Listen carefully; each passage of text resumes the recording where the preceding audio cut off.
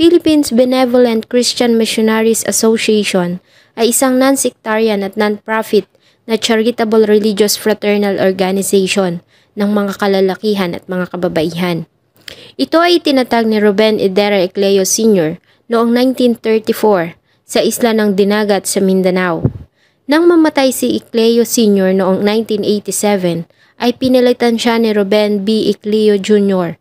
na kanyang anak na namatay naman sa loob ng kulungan noong 2021 dahil sa ginawa nitong pagpatay sa kanyang asawa noong 2002. Mula noon ay nahati na ang organization at ang isa sa mga grupo nito sa Hasan, Misamis Oriental ay binuo ni Thomas D. Eugenio Sr.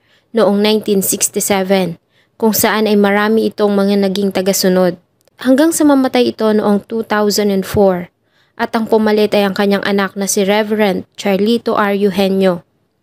Ang kwento po na aking ibabahagi ay ang controversial na kaso na nangyari sa Misamis Oriental noong 2022. Ito ay ang ginawang pagsunog sa isang 75 years old na si Nanay Chofila Cabusas ng kanyang sariling mga anak at mga apo.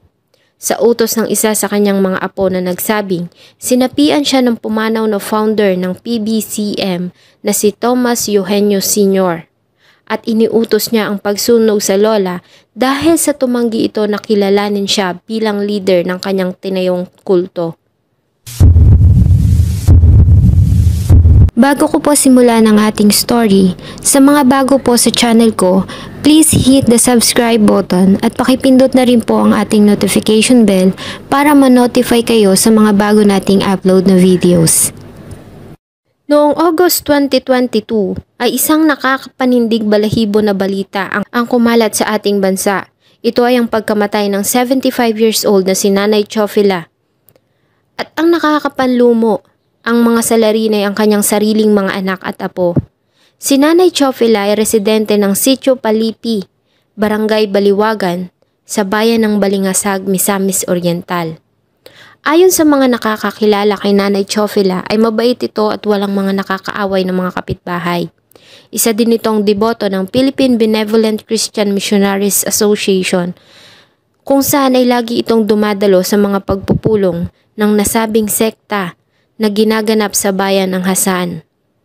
Maging ang kanyang mga anak at mga apo ay mga deboto din ng nasabing sekta. Ngunit nagbago ang lahat nang ang isa sa mga apo ni Nanay Chofila na si Crisanto ay magtayo ng sarili nitong kongregasyon sa kanilang lugar.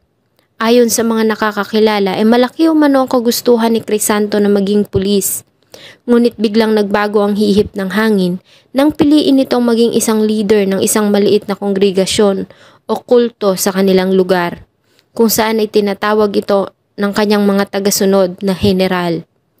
Ayon sa kanyang mga kaibigan at kaeskwela, ay magaling itong magdamit at kilala ito sa kanilang campus dahil sa taglay nitong kabaitan. Isang araw ay bigla na lamang nitong sinabi na siya umano ay sinapian ng pumanaw na leader ng Philippine Benevolent Christian Missionaries Association na si Thomas Eugenio Sr. Sa ginawa nitong mga revelations ay marami itong mga nahikayat na followers sa kanilang lugar. Kabilang na dito ang kanyang mga magulang, tiyuhin, tiyahin at mga pinsan. Lahat ng sinasabi ni Crisanto ay agad na sinusunod ng kanyang mga tagasunod, maliban sa kanyang lola Chofila na tumangging kilalanin si Crisanto bilang leader ng tinatag nitong kulto at nanatili itong deboto ng Philippine Benevolent Christian Missionaries Association sa Hasan na pinamumunuan ng anak ni Thomas Eugenio Sr. na si Charlito Eugenio na siyang barangay chairman noon sa San Antonio sa Hasan. Hanggang sa noong August 26, 2022 ng madaling araw, ayon sa naging salaysay ng isa sa mga nakasaksi na apo ni Lola Chofila na si Jonathan, bandang alas 2 pasado ng madaling araw ay ginising siya ng kanyang kinakasama at sinabi nito na lumabas siya ng bahay at tignan ang ginagawa ng kanyang mga pinsan at ilang kamag-anak sa kanyang Lola Chofila. At kahit na nga inaantok pa ay bumangon siya at tinignan ang nangyayari sa labas. Ayon sa kanya, by the time na makalabas siya ng bahay, ay nakita niya ang kanyang Lola Chofila na gumagapang papalayo sa inipong kahoy na nag-aapoy. Sumisigaw ito sa sakit dahil sa mga natamong paso sa katawan. Sinubukan niyang awatin ang mga ito sa kanilang ginagawa, ngunit tinakot siya na pag nakialam ay siya naman ang kanilang ilalagay sa apoy. Kaya wala siyang nagawa kundi panoorin ang mga ito na pinapahirapan ng kanyang lola. Ayon pa sa kanya, ang kanyang pinsan na si Crisanto ang nag-utos na ilagay sa apoy ang kanilang lola dahil umano sa ito ay makasalanan. Ang kanyang uncle na si Nicolas Cabosas at pinsang sila Romeo Ercilia at Charlie Cabosas umano ang naglagay sa kanyang lola sa apoy, habang ang iba naman ay nanunood at nagsasalita ng mga wikang Latino na siya umanong bahagi ng kanilang ginagawang ritual. Ngunit hindi pa doon natapos ang paghihirap ni Lola Chofela. Dahil nang mawalan ito ng malay, ay binuhusan ng mga ito ng tubig ang lapnos na katawan ng matanda at pinilit nila itong itayo at inutusang sumayaw sa paligid ng apoy. Nang magising ang mga kapitbahay dahil sa komosyon, ay agad nilang tinungo ang lugar at pinahinto ang ginagawang ritual at sinugod nila ang matanda sa malapit na hospital, ngunit makalipas lamang ang ilang oras ay nakaranas ito ng cardiac arrest at dahil sa complication sa mga internal organs nito dahil na rin sa natamong 3rd degree burn ay binawian ito ng buhay. Ang nasabing pangyayari ay agad namang nakarating sa Balingasag Police at si Sergeant Robert Jan Galdo at ang kanyang team ang siyang inatasang humawak ng kaso. Ayon sa kanila, ang nasabing nakakapanghilakbot na insidente ay talaga namang nakakagulat dahil sa ang pamilya ay kilala sa lugar bilang mga mabubuti at mababait na mga residente ng lugar. Ang mga suspects ay agad ding sumuko sa mga kapulisan sa tulong ng leader ng Philippine Benevolent Christian Missionaries na si Charlito Eugenio. Agad namang nagpasa ng kasong parricide ang kapulisan sa prosecutor's office ng lalawigan laban sa mga suspect dahil sa brutal na pagpatay ng mga ito sa kanilang nanay Chofela. Sa 11 suspects ay 4 sa mga ito ay anak ni nanay Chofela at 5 naman ay kanyang mga apo. Ang nasabing complaint ay pinasa ng isa sa kanyang mga anak na si Erlinda Cabosas base sa sinumpaang salaysay ng anak nito na si Jonathan Cabosas na siyang tumayong primary witness sa kaso. Samantala, ayon naman sa mga kapulisan ay nagtataka pa din sila hanggang sa ngayon kung papaano nagawa ng isang 21 years old na si Crisanto na mapasunod ang mga nakakatandang mga followers.